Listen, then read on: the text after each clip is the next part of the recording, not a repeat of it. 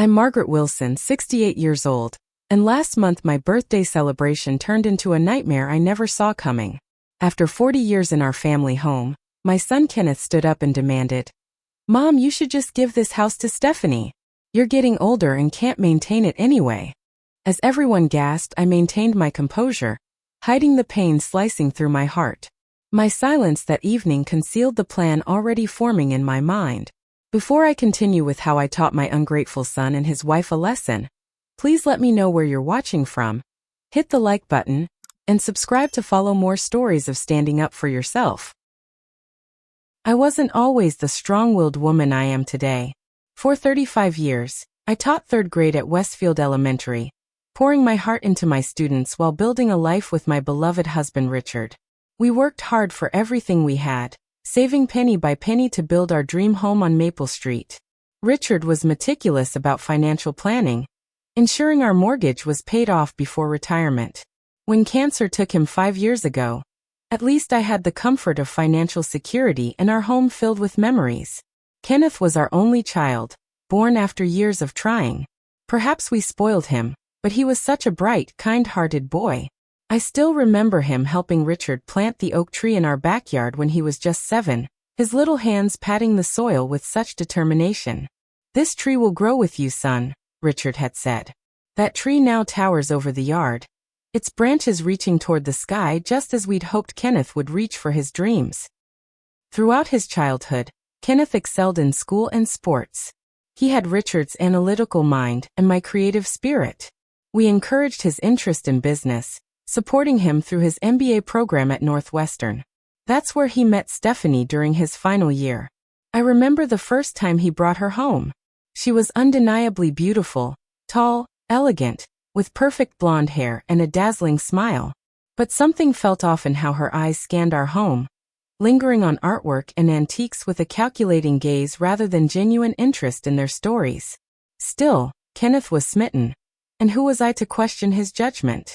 "She's ambitious, Mom," he'd explained when I gently expressed concern about her apparent disinterest in anything beyond material success. "We're going to build something amazing together." Their wedding was a lavish affair, more elaborate than anything our family had ever hosted. Richard and I contributed generously, tapping into our retirement fund despite our reservations. Stephanie's parents, divorced and remarried to wealthy partners, competed to outdo each other with extravagant gifts. Through it all, I noticed how Stephanie seemed more interested in the presents than the ceremony itself. After the wedding, the changes in Kenneth became more pronounced. His calls grew less frequent, and when we did speak, he seemed distracted, often mentioning financial pressures despite his well-paying job at an investment firm. Visits became scarce, usually centered around holidays or occasions when gifts were expected. When they did visit, Stephanie would make subtle remarks about our quaint home. "This place could be gorgeous with the right renovations," she'd say. Or, "Have you ever thought about upgrading these old fixtures?" Each comment felt like a small cut, diminishing the home Richard and I had lovingly created. I began noticing things missing after their visits: a sterling silver picture frame that had been my mother's, a small Waterford crystal vase, Richard's collectible fountain pen. When I cautiously mentioned the missing items to Kenneth, he dismissed my concerns. "Mom, you're getting forgetful. They're probably just misplaced." The requests for financial help started small, helping with the down payment on their luxury car, contributing to a kitchen renovation, investing in Kenneth's can't-miss business opportunity. I always gave what I could, wanting to support my son. Richard had left me comfortable but not wealthy. The house was my greatest asset, and I lived carefully on my teacher's pension and modest investments. What Kenneth and Stephanie couldn't seem to understand was that the house wasn't just a piece of real estate. It was 40 years of Christmas mornings and summer barbecues. It was the hallway where we'd marked Kenneth's height each year. It was the kitchen where Richard and I had danced on our anniversary, even when he was weak from chemotherapy. It was the garden where Richard's ashes were scattered beneath his favorite rose bushes. "Mom, you rattling around in this big house alone doesn't make sense," Kenneth had started saying about 2 years ago. "You could sell it and get something more manageable. The market's hot right now." I always deflected these suggestions, changing the subject or simply saying I wasn't ready. In truth, I'd begun to suspect their interest was less about my welfare and more about the potential windfall a sale might bring, especially if they could convince me to invest the proceeds in one of Kenneth's ventures. Despite everything, I kept making excuses for my son's behavior. He's just stressed about work, I'd tell myself. Stephanie's influence is temporary. The sweet boy I raised is still in there. I desperately wanted to believe that the child who once picked wildflowers for my birthday and wrote me heartfelt Mother's Day cards hadn't completely disappeared. As my 68th birthday approached, I felt cautiously optimistic. Kenneth had actually called to suggest hosting a party at my house, saying he wanted to make it special. For weeks I looked forward to having my home filled with loved ones again, hoping this was a sign of Kenneth returning to his true self. How wrong I turned out to be. The morning of my birthday dawned bright and clear. I was up early, filled with anticipation as I prepared my home for the gathering. Kenneth had said they would come early to help, but by noon there was still no sign of them. I carried on anyway, arranging flowers from my garden into Richard's favorite crystal vase, polishing the silver serving tray he'd given me on our 25th anniversary. My dear friends arrived first: Barbara, my oldest friend and attorney; Diana, my neighbor who'd supported me through Richard's illness; and several retired teachers I'd worked with for decades. They brought thoughtful gifts and warm hugs, filling the kitchen with comfortable chatter, as they helped put finishing touches on the food. "Margaret, you've outdone yourself," Barbara said, admiring the spread of my signature dishes: crab cakes, spinach quiche, and Richard's favorite lemon tart recipe I made every year in his memory. Kenneth and Stephanie finally arrived an hour late, just as everyone was settling in the living room. Stephanie wore an outfit that cost more than my monthly pension, accessorized with a bored expression. Kenneth offered a quick kiss on my cheek and handed me a small gift bag containing a generic scented candle, the price tag from the discount store still attached. "Sorry we're late, Mom," he said, immediately helping himself to a glass of wine. Traffic was terrible. The fact that they lived just 20 minutes away hung unspoken between us. I smiled anyway, determined to enjoy my day. "I'm just glad you're here now." Throughout dinner, I noticed Stephanie's gaze constantly roaming the dining room, lingering on the antique china cabinet that had belonged to Richard's grandmother. "This dining set must be worth something," she commented, running her fingers along the mahogany table. "Vintage pieces are so in demand right now." Diana, always protective of me, interjected, "They're priceless to Margaret. Some things have value beyond money." Stephanie's smile tightened. "Of course sentiment is nice, but practicality matters too. This house is really too much for someone alone." I felt the mood shift, tension seeping into what should have been a joyful occasion. My friends exchanged glances while Kenneth seemed oblivious, focused on refilling his wine glass for the third time. When it came time for cake, my neighbor Tom had just finished leading everyone in singing "Happy Birthday." I closed my eyes to make a wish, simply for peace and continued health, when Kenneth suddenly pushed back his chair, the screech against hardwood jolting everyone. "Before we move on, I think we need to discuss something," he announced, his voice slightly slurred. "Mom, Stephanie and I have been talking, and it's ridiculous for you to keep struggling with this house." "I'm not struggling, Kenneth," I said quietly. "I manage just fine." "That's not what I meant," he continued, waving his hand dismissively. "This place is wasted on just one person. You should give the house to Stephanie and me. We could let you stay in the guest room, or help you find a nice little apartment." The room fell silent. My heart hammered in my chest as I looked at my son's face, searching for any sign of the thoughtful child I'd raised. Instead, I saw only entitlement and impatience. "Kenneth, this isn't the time," I began, but he cut me off. "When is the time, Mom? You're not getting any younger. Be practical for once. Give the house to my wife. She knows exactly how to update it and maximize its value." Stephanie sat straighter, a smug smile playing at her lips. "I already have a wonderful interior designer on standby. We could transform this place within months." My friend sat frozen in shock. Barbara reached under the table to squeeze my hand, a gesture of support I desperately needed at that moment. "I think you've had too much to drink, Kenneth," I said, struggling to keep my voice steady. "We'll discuss this another time. Privately." "There's nothing to discuss," he insisted, voice rising. You're being selfish holding on to this house when you know we could use it. Dad would have wanted you to help us get ahead. That was when the pain transformed into something harder, colder.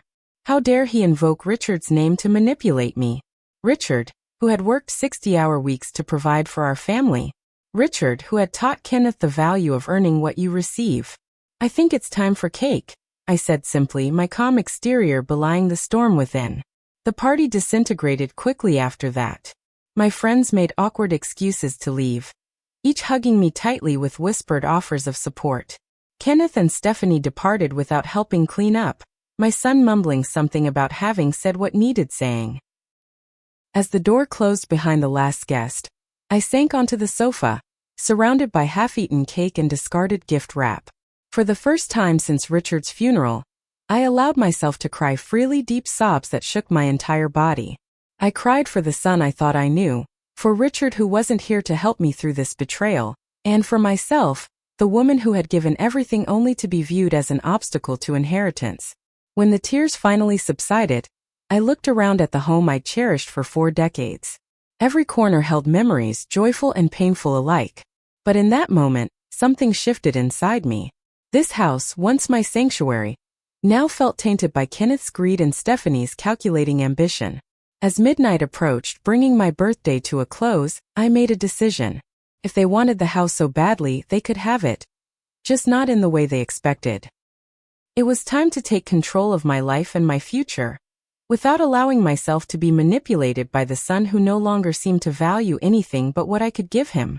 I went to bed that night with tear-stained cheeks but a resolute heart. Tomorrow would begin a new chapter, one where I would prioritize my own happiness for perhaps the first time in my life. Sleep eluded me that night. I lay awake replaying years of interactions with Kenneth and Stephanie, recognizing patterns I'd willfully ignored. The occasional missing valuables, the increasing frequency of financial emergencies, the subtle disparagement of my lifestyle and home, the gradual erosion of genuine affection, replaced by performance when something was needed. By dawn I'd made my decision. If they viewed my home as nothing but a financial asset, then perhaps it was time I did the same. My phone chimed at 7:30 a.m. with a text from Kenneth. Hope you're feeling more reasonable today. You know it makes sense to let us take over the house. We can discuss details this weekend. No επάλεγη. No acknowledgement of his behavior. Just the assumption that I would eventually bend to his will as I always had before. After a strong cup of coffee I called Barbara. Despite the early hour she answered immediately. I was going to call you, she said. Are you all right, Margaret? I need your professional advice, I replied, my voice steadier than I expected. I want to sell my house.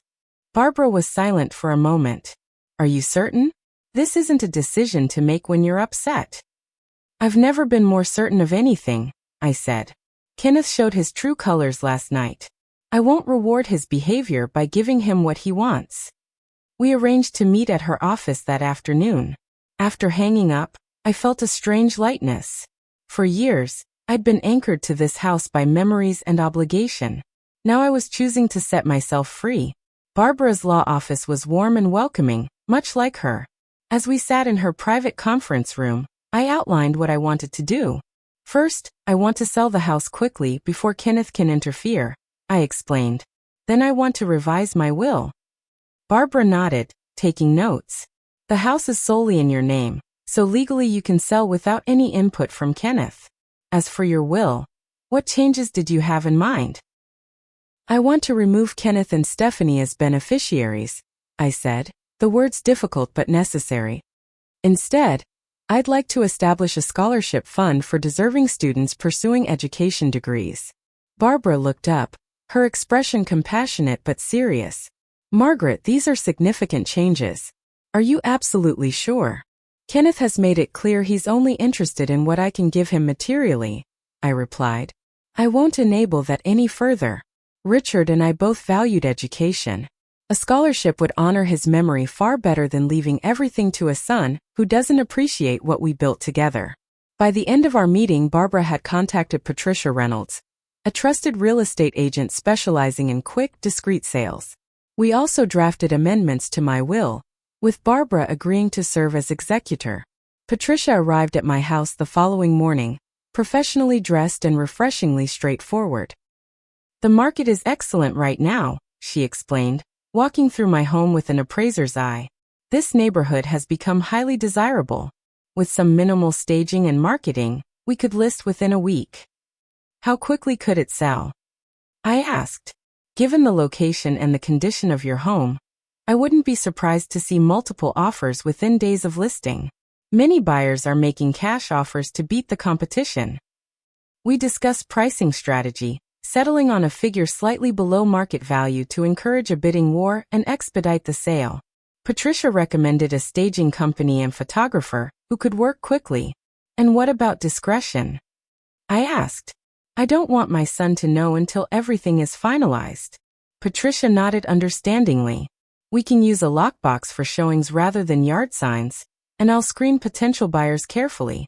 The listing won't go public until everything is ready." Over the next week, I worked feverishly to prepare the house. I packed treasured photographs and keepsakes, sorted through 40 years of accumulated possessions, and allowed the stagers to work their magic. The house looked beautiful. Ironically, more like the showcase Stephanie had envisioned, though with tasteful elegance rather than trendy extravagance. Throughout this whirlwind of activity, Kenneth made several attempts to contact me. His messages evolved from presumptuous, "Looking forward to discussing the house transfer this weekend," to irritated, "Why aren't you answering my calls?" to falsely concerned, "Mom, are you okay? The neighbors said there are strange people at your house." I responded minimally, saying I was busy with friends and would be in touch soon. This wasn't entirely untrue. Diana and several other friends had rallied around me, helping sort through belongings and providing emotional support. They understood my decision, having witnessed Kenneth's behavior firsthand over the years. While the house preparations continued, I spent evenings researching coastal properties. Richard and I had always dreamed of retiring by the ocean, but his illness had made that impossible. Now I found myself drawn to the small artistic community of Sandpoint, where Victorian cottages overlooked the Atlantic. One property in particular caught my eye: a blue-shingled cottage with a wraparound porch and unobstructed ocean views. "It's at the upper end of your budget," the local agent Michael warned when I called to inquire. "But it's been immaculately maintained, and the location is unbeatable." I scheduled a viewing for the following weekend, allowing myself to feel excited about this unexpected new chapter. The house listing went live on a Thursday morning. By Thursday evening, Patricia had received 12 offers, most above asking price. By Friday afternoon, we had accepted an all-cash offer with a 20-day closing period and no contingencies.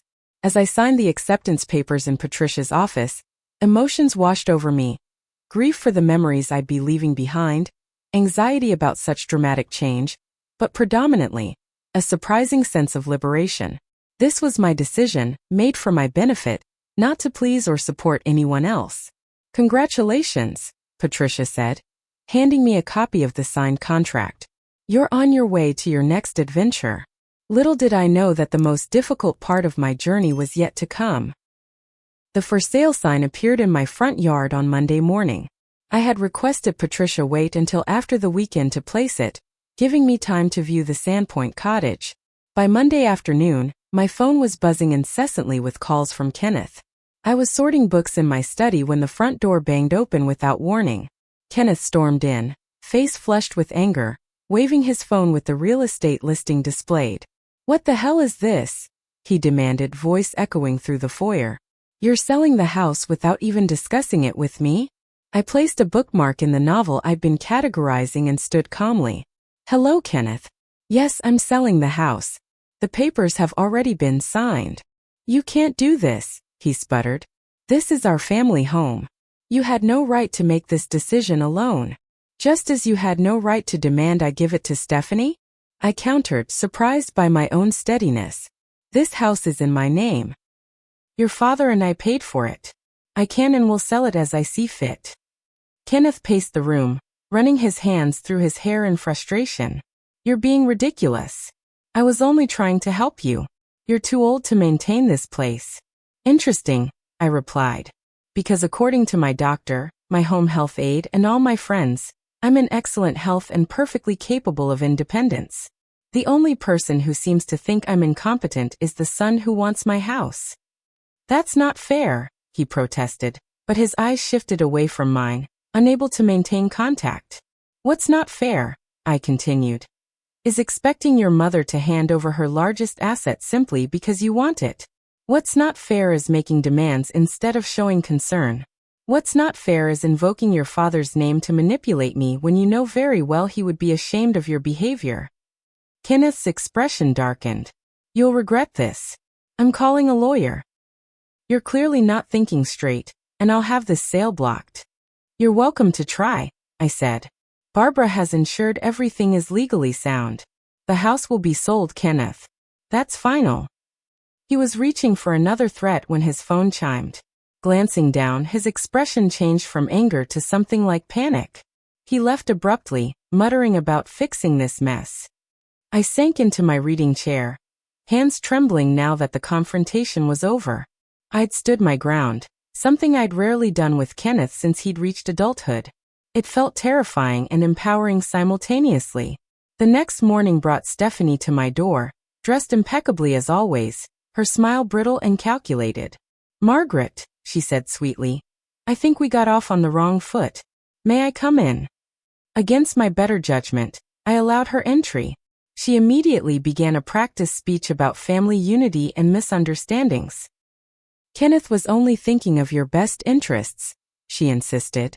"We worry about you in this big house alone. And honestly, we've put so much work into planning the renovations. I've already ordered fabric samples for the living room. You ordered samples for my house without my knowledge or consent?" I asked, incredulous. Her smile faltered slightly. "Well, after Kenneth's discussion with you at your birthday, we assumed you'd see reason. The designer needed a head start given her waiting list." "Stephanie," I said quietly, "I've noticed items missing from my home after your visits. A silver frame, crystal candlesticks, Richard's fountain pen collection." Her face flushed then paled. "I don't know what you're talking about." "I think you do. Just as I think you know about Kenneth's gambling debts." Her eyes widened. "How did you?" "Barbara has friends at the bank. When large sums started moving from Kenneth's accounts, she became concerned. She did some research." This wasn't entirely true. I had suspected financial problems from Kenneth's increasingly desperate requests for loans. But Stephanie's reaction confirmed my suspicions. "Whatever Kenneth's done, it's not my problem," she said, dropping the pretense of affection. "But this house could solve everything. The market value alone would clear his debts and give us a fresh start. So that's the plan? Take my house, sell it, and use the money to fix Kenneth's mistakes." "It's not like you need it," she snapped. "You're one old woman. We're building a future." In that moment, I saw with perfect clarity what my life would become if I continued allowing them to manipulate me. A never-ending cycle of demands, each justified as being for my own good while serving only their interests. "I think you should leave," I said. "And please tell Kenneth that if either of you takes or damages anything from this house before the sale closes, I'll press charges." Stephanie's face contorted with rage. "You'll regret this. Kenneth is your only family. Without us, you'll have no one." "I'd rather have no one than be treated as nothing more than a resource to be drained," I replied, opening the door. "Goodbye, Stephanie." She left with a final threat. "Kenneth will fight this. He knows people. This sale won't happen." But despite their efforts, the sale did proceed. Kenneth attempted to interfere by contacting the buyers directly, suggesting the house had structural problems. Patricia handled this smoothly, providing recent inspection reports that proved otherwise. He then tried claiming partial ownership based on verbal promises, which Barbara quickly dismantled with documentation showing the house had always been solely in my name. As the closing date approached, Kenneth made one final desperate attempt. He appeared at my door late one evening, his expression softer than I'd seen in years. "Mom," he said, voice cracking slightly, "I'm sorry about how this all happened. I was just stressed about money and took it out on you. Please don't go through with this." For a moment, my heart wavered. This was my child, the baby I'd rocked through colicky nights, the boy who'd made me handprint Mother's Day cards. What about the gambling, Kenneth? I asked quietly. He flinched. Who told you about that? Does it matter? Is it true? His silence was answer enough. I've given you so much over the years, I continued. Money for your wedding, your first house down payment, business investments. Did any of that actually go where you said it would? I was going to pay it all back, he insisted. Once I hit a big win. That's how it works. You have to weather the losses until you gamble away your mother's house too? I interrupted. No, Kenneth. This stops now. I'm selling this house and using the proceeds to secure my future. Your father worked too hard for me to let his legacy fund your addiction. So that's it? You're cutting me off completely? His voice hardened, the brief vulnerability vanishing. I'm establishing boundaries, I corrected. Something I should have done years ago. You'll change your mind when you're all alone in some retirement home with no family to visit you, he said bitterly. Perhaps. But I'd rather face loneliness with self-respect than security built on exploitation. After he left, I called Barbara and scheduled an appointment to finalize my will changes. The next morning, we sat in her office as I signed the documents removing Kenneth and Stephanie as beneficiaries and establishing the Richard Wilson Memorial Scholarship Fund for future educators. Are you absolutely certain about this? Barbara asked one final time. Wills can be changed again if you reconcile. I'm certain, I said, signing my name with a steady hand. Kenneth needs to find his own way now. I won't enable his destructive behavior any longer. As I left Barbara's office, I felt as though I'd put down a heavy burden I'd been carrying for years. The house closing was scheduled for the following week. The Sandpoint cottage seller had accepted my offer. A new chapter was about to begin entirely on my own terms. The closing on my house of 40 years took less than an hour. I sat in a sterile conference room, signing document after document, until finally, the keys were handed to the young family purchasing the property. They looked so excited, already discussing where to put their children's swing set. I felt a bittersweet satisfaction knowing the house would again be filled with a growing family's laughter. Congratulations, the closing agent said, handing me a cashier's check for the sale amount minus commission. What are your plans now? I'm moving to the coast, I replied. Starting fresh. My friends had organized a farewell gathering the evening before. We'd reminisced over old photographs, shared stories about Richard, and toasted to new beginnings. Diana had tears in her eyes as she presented me with a watercolor painting of my garden. So we'll always remember where our friendship bloomed, she'd said. Kenneth and Stephanie hadn't contacted me since our last confrontation. Barbara mentioned that Kenneth had consulted another attorney about contesting the house sale, but was advised he had no legal grounds. Part of me had hoped he might appear to say goodbye properly, but another part was relieved at the clean break. The moving company arrived early the next morning. I decided to take only what truly mattered: Richard's books, our photo albums, the quilt my grandmother had made, select pieces of artwork we'd collected together. The rest had been sold, donated, or left for the new owners as negotiated in the sale. Diana and Tom helped oversee the loading process while I took one final walk through each empty room. In the backyard, I stood beneath the oak tree Kenneth had helped plant, now towering and majestic. I pressed my palm against its rough bark, whispering goodbye to Richard and the life we'd built together. He would be proud of you, Diana said, joining me beneath the dappled shade. Taking charge of your life this way. I hope so, I replied. I spent so long trying to preserve everything exactly as it was when Richard was alive. Maybe it's time to create something new while I still can. The drive to Sandpoint took nearly 3 hours. I followed the moving truck in my car, windows down, enjoying the gradual transition from suburban landscape to coastal scenery. With each mile, I felt the weight of recent events lifting slightly. The blue-shingled cottage looked even more charming in person. Situated on a small bluff overlooking the Atlantic, it featured a wraparound porch with white railings, window boxes ready for flowers, and a small detached studio that had once been a carriage house. Previous owner was an artist, Michael, the real estate agent, explained as he handed me the keys. She converted the carriage house into a studio. Gets beautiful north light. As the movers began unloading my belongings, I explored every corner of my new home. The interior needed updating, the kitchen was functional but dated, and the bathroom fixtures had seen better days, but the bones were solid. Large windows in every room framed ocean views, and hardwood floors gleamed beneath area rugs. The master bedroom featured French doors opening onto a private section of the porch, where I could imagine having my morning coffee while watching the sunrise over the water. Richard would have loved this, I thought, running my hand along the carved wooden mantelpiece in the living room. We'd always planned to retire somewhere like this. Mrs. Wilson? One of the movers interrupted my thoughts. Where would you like the bookshelves set up? For the next several hours, I directed the placement of furniture, unpacked essential items, and began transforming the space into my home. By evening, when the movers had departed and I was truly alone, exhaustion hit me like a physical force. I made a simple sandwich and carried it, along with a glass of wine, out to the porch. As I settled into a wicker chair facing the ocean, the reality of what I'd done finally sank in. I had left everything familiar behind. I knew no one in this town. At 68, I had completely uprooted my life. For a brief, terrifying moment, I wondered if Kenneth had been right. If I'd made an impulsive decision I would regret.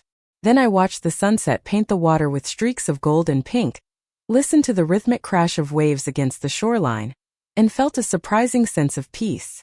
My phone chimed with a text from Kenneth. Barbara told me you've moved. Mom, please reconsider what you're doing.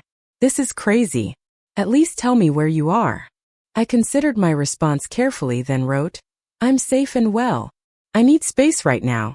Please respect that. His reply came quickly. Is this about the will? Barbara wouldn't tell me details but said changes were made. Are you punishing me? This isn't about punishment, I wrote back. It's about me finally making choices for myself instead of for everyone else. Good night, Kenneth. I silenced my phone after that, unwilling to let his manipulation tactics ruin my first night in my new home. Instead, I focused on the sound of the waves and the stars emerging in the darkening sky. The first weeks in Sandpoint passed in a blur of practical tasks. I found local service providers, registered with a new doctor, and set up utilities. I explored the small downtown area with its artisan shops and seafood restaurants. Gradually, I began establishing a routine: morning walks on the beach, afternoons arranging my new home or reading on the porch, evenings cooking simple meals while listening to the classical music Richard and I had always enjoyed. I met my neighbors Carol and James Fletcher to the left, retired professors who spent their days gardening and playing chess, and Madeline Burke to the right, a widow in her 70s who immediately invited me to her weekly book club. We're reading Jane Austen this month, she said cheerfully, though half the time we just drink wine and gossip about local politics. The book club became my first entry into Sandpoint society. The 6 women, all retirees with diverse backgrounds, welcomed me warmly despite my status as a newcomer. Through them, I learned about community events, the best places to shop, and which local handyman was reliable. You bought Eliza's cottage, Madeline's friend Susan remarked during my second meeting. She was quite the artist. There's still an exhibition of her seascapes at the community center. The mention of art stirred something in me. In college, before meeting Richard and settling into teaching, I'd studied studio art. Over the years, between career and family responsibilities, my creative pursuits had fallen away. The following day, I visited the community center to see Eliza's work. Her paintings captured the changing moods of the ocean with vibrant colors and emotional depth. Standing before them, I felt an old passion reawakening. On impulse, I walked to the carriage house studio that came with my cottage. Since moving in, I'd used it mostly for storage, but now I saw it with fresh eyes. The excellent light, the built-in shelving, the sink in the corner for cleaning brushes. That afternoon, I drove to the nearest art supply store and purchased canvases, paints, brushes, and an easel.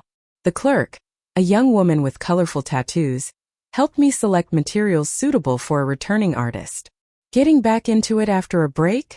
She asked as she rang up my purchases. A very long break, I admitted. About 40 years. Well, they say creativity never really leaves you, she said encouragingly. It just waits for the right moment to resurface. Setting up the studio became my project for the next week. I arranged furniture to maximize the natural light, organized supplies on shelves, and hung blank canvases on the walls.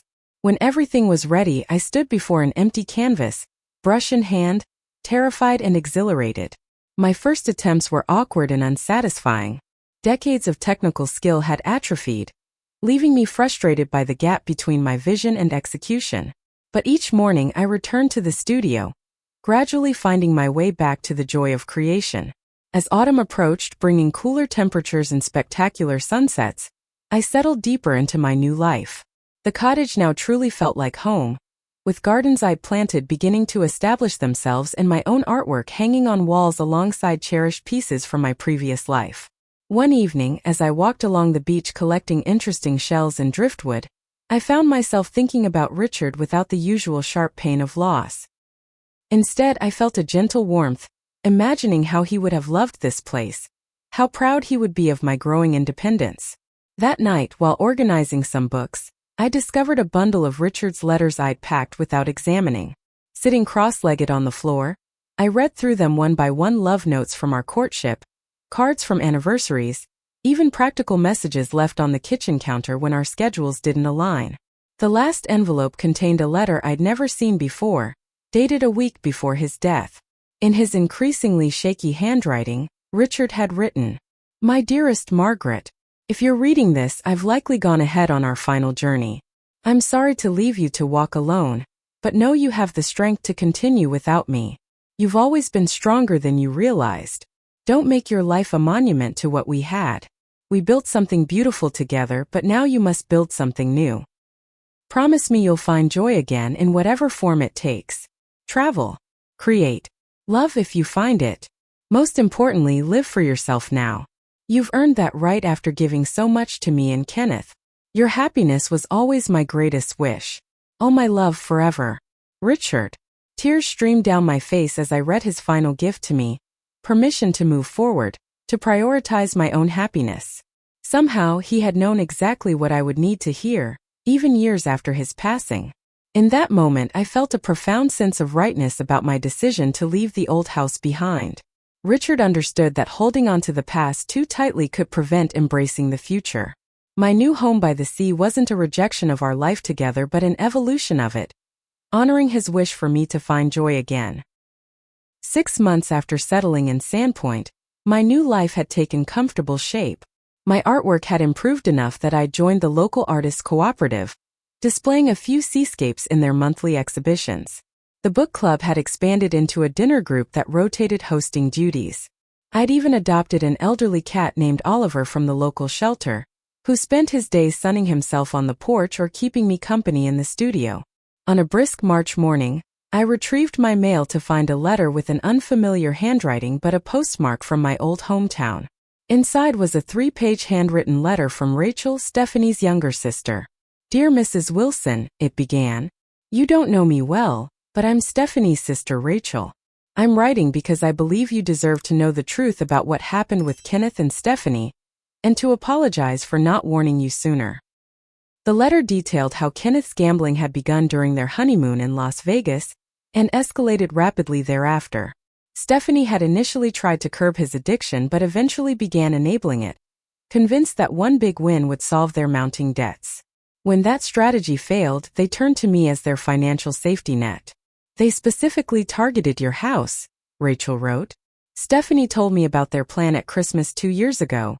Convince you to sign over the property, sell it immediately, use the money to clear their debts and start fresh. The items that went missing from your home were taken by Stephanie to sell through an antique dealer in the next county. I'm ashamed to say I remained silent, believing it wasn't my place to interfere." Rachel explained that their scheme had collapsed after I sold the house. Kenneth's creditors had become more aggressive, eventually leading to legal action. Their marriage had disintegrated under the pressure, with Stephanie filing for divorce and moving back to her parents' home. "Kenneth is facing bankruptcy proceedings," Rachel continued. "Stephanie is claiming she knew nothing about his gambling debts, but that's a lie. She was fully complicit. I wanted you to know that your decision, while difficult, was absolutely the right one. They would have taken everything you had without remorse." The letter concluded with Rachel's contact information and an offer to provide any additional information I might want. "I should have spoken up sooner," she wrote. Please forgive my cowardice. I sat on my porch for a long time after reading Rachel's letter, watching waves crash against the shore while processing this new information.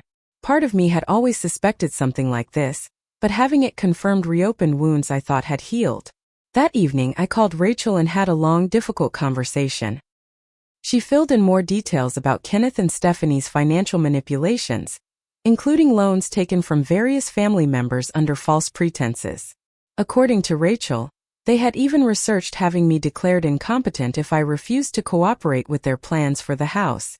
"I'm so sorry," Rachel said repeatedly. "They were so convincing about just wanting to help you. By the time I realized their true intentions, things had gone too far." "Thank you for telling me the truth now," I said, finding I genuinely appreciated her belated honesty. It couldn't have been easy. After our conversation, I experienced a resurgence of the grief and anger I'd worked so hard to move beyond. Nightmares disrupted my sleep, featuring Kenneth and Stephanie laughing as they dismantled my home piece by piece. During the day, I questioned every interaction with my son over the past several years, wondering how much had been genuine and how much calculation. Recognizing I needed help processing these emotions, I reached out to a therapist in Sandpoint. Dr. Diana Mason specialized in family estrangement and late-life transitions.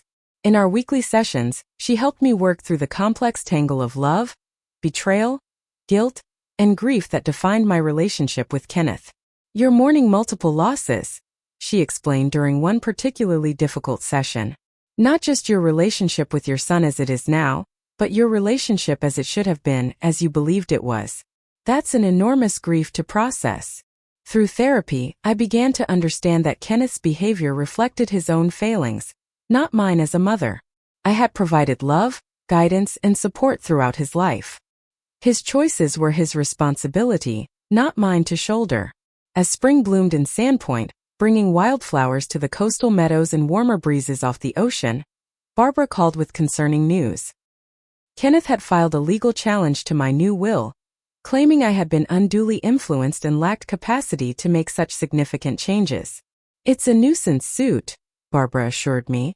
"We have ample documentation of your competence and independence. But it does mean you'll need to return for a court appearance." The thought of facing Kenneth in court filled me with dread, but I refused to let fear dictate my actions any longer. Barbara arranged for the hearing to be scheduled during my planned visit back to attend the first scholarship award ceremony for the Richard Wilson Memorial Scholarship. My return to my former hometown felt surreal. I stayed with Diana, who insisted I avoid hotels to prevent Kenneth from potentially harassing me. The familiar streets and landmarks now seemed to belong to a different life, one I had moved beyond both physically and emotionally. The courtroom confrontation was brief but intense. Kenneth appeared disheveled, the polished professional image he'd once maintained now frayed around the edges. He avoided my gaze as his attorney presented arguments that I had been emotionally unstable after selling my home, and had made irrational decisions regarding my estate planning. When my turn came to testify, I spoke clearly and confidently about my decisions and their reasoning. I chose to establish a scholarship fund because education transformed my life and my husband's. We both believed in its power to create opportunity. This fund honors Richard's legacy far better than leaving assets to someone who has repeatedly demonstrated financial irresponsibility.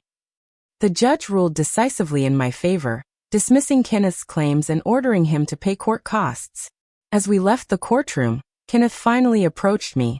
"Are you happy now?" he asked bitterly. "You've won. I've lost everything, my marriage, my house, my credit. Now you're taking my inheritance too." I looked at my son, this stranger wearing Kenneth's face, and felt a complicated mixture of love, pity, and resolve. "I didn't take anything from you, Kenneth. You lost those things through your own choices. I simply refused to lose everything alongside you." "So that's it? 42 years as your son, and I'm just cut off completely?" "That was your decision, not mine," I replied quietly. "You chose to see me as a resource rather than a person deserving respect. When that changed, so did our relationship." His expression hardened. "You'll regret this. Someday you'll be old and alone, and you'll wish you had family." "I may be alone," I acknowledged, "but I have self-respect, peace, and genuine friendships." That's worth more than false family ties based on exploitation. I walked away then, feeling neither triumph nor defeat, only the certainty that I had finally spoken my truth without compromise. The scholarship award ceremony the following day provided a healing counterpoint to the courtroom confrontation. 3 promising education students received the first Richard Wilson Memorial Scholarships, each sharing their dreams of making a difference in children's lives. Sitting in the audience, I felt Richard's presence strongly, his approval warming me like sunshine. Returning to Sandpoint afterward felt truly like coming home. As I unlocked my cottage door, Oliver greeting me with insistent meows for dinner, I realized something important had shifted within me. The painful chapter with Kenneth no longer defined my story. It was simply one part of a long, complex life that continued to unfold in new and unexpected ways. This understanding was reinforced a week later when the Sandpoint Arts Association selected 2 of my paintings for their summer exhibition. My first formal recognition as an artist. Standing in the community gallery on opening night, surrounded by new friends congratulating me, I felt a profound sense of belonging and purpose. Life continued to surprise me in beautiful ways. The beach community embraced me as one of their own, inviting me to local traditions like the Midsummer Bonfire and Harvest Festival. My artistic skills developed steadily, with local tourists occasionally purchasing my oceanscapes as mementos of their visits. The cottage garden flourished under my care, attracting hummingbirds and butterflies.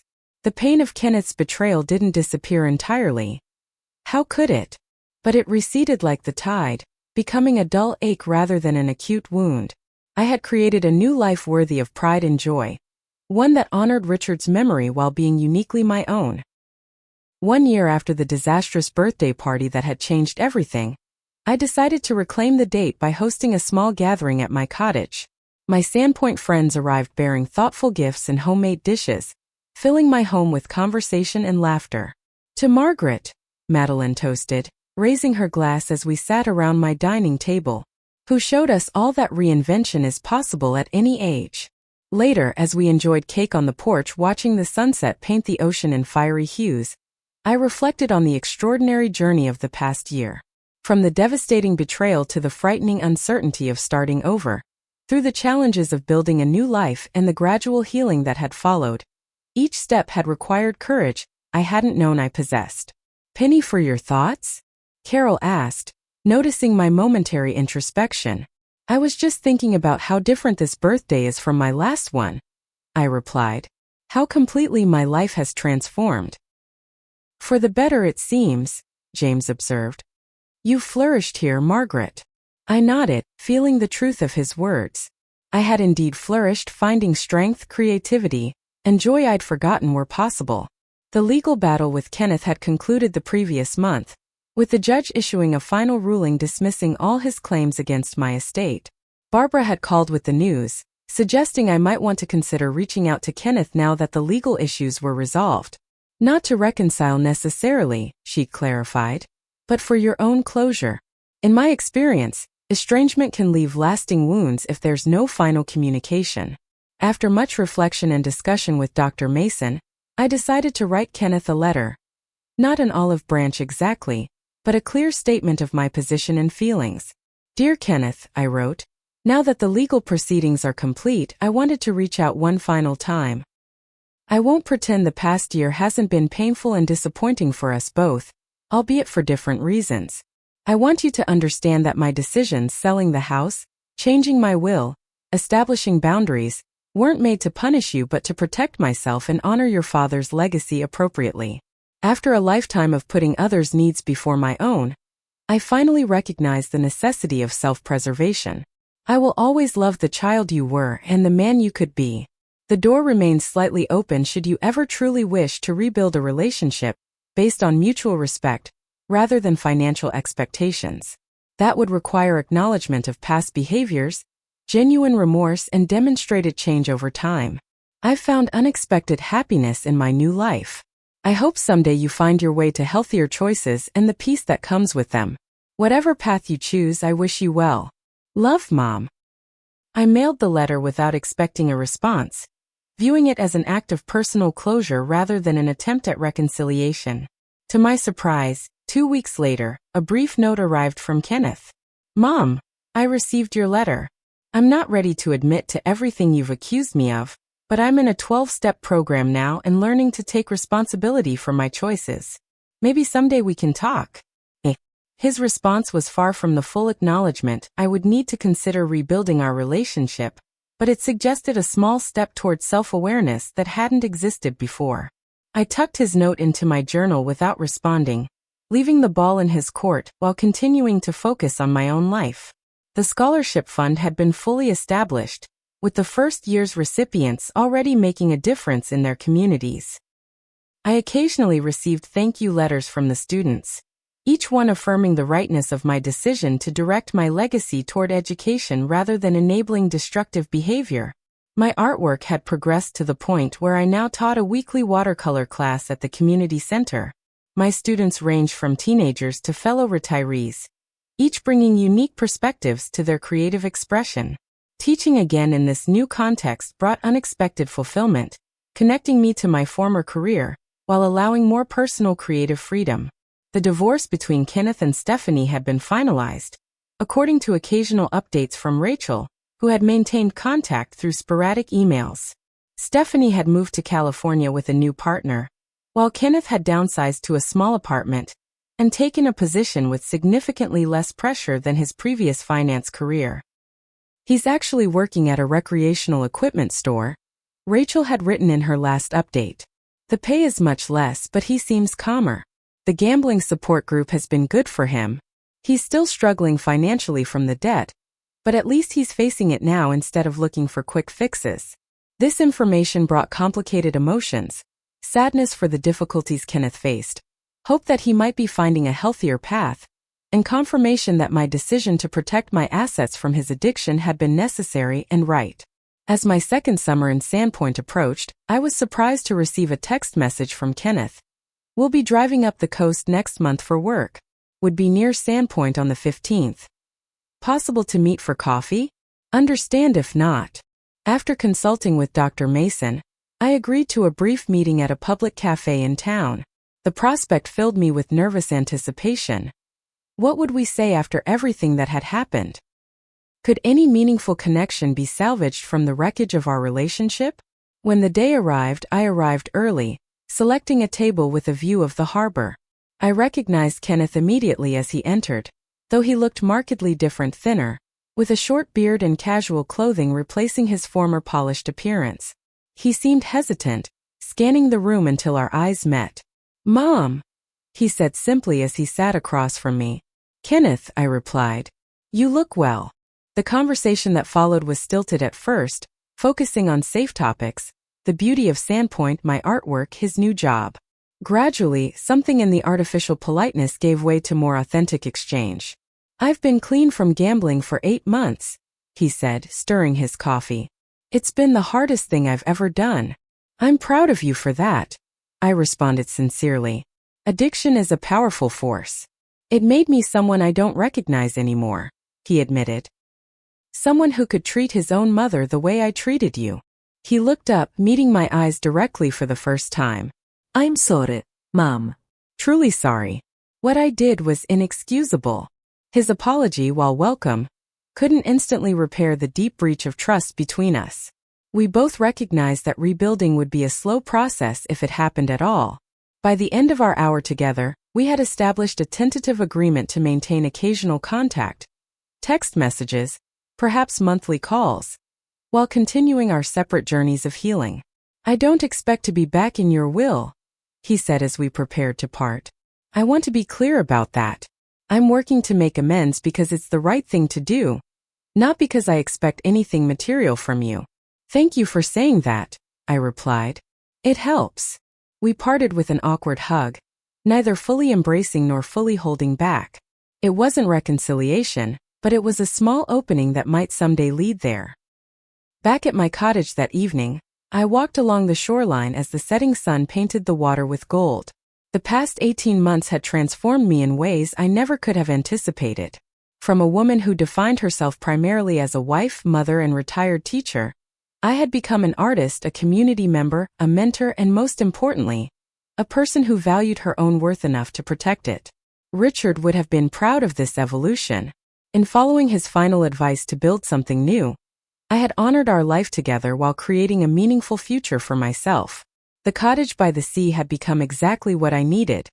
Not an escape from my past, but a place to integrate it into a richer present.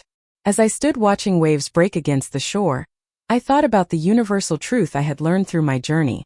It's never too late to reclaim your life, to establish boundaries, to demand respect, and to pursue joy.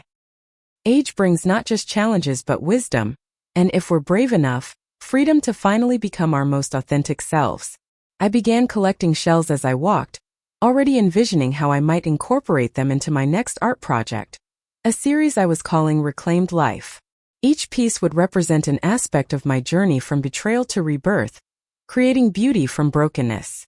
The path ahead remained uncertain. Would Kenneth continue his recovery and gradually rebuild our relationship? Would my art find wider recognition? Would I spend my remaining years in this coastal community that had embraced me? The answers were unknown, but for perhaps the first time in my life, I welcomed that uncertainty as opportunity rather than threat. As darkness fell, I turned toward home, where lights glowed welcomingly in windows I had chosen, in a life I had created for myself. The house that Kenneth and Stephanie had coveted so desperately had become just a memory, replaced by something far more valuable: self-determination and peace. What would you do if someone tried to take advantage of your kindness? Have you ever had to make a difficult decision to protect yourself from a loved one's destructive behavior? I'd love to hear your thoughts in the comments below. If my story resonated with you, please like and subscribe to hear more stories about finding strength in unexpected places. Remember, it's never too late to stand up for yourself and create the life you deserve. Thank you for joining me on this journey, and until next time, may you find the courage to make choices that honor your worth.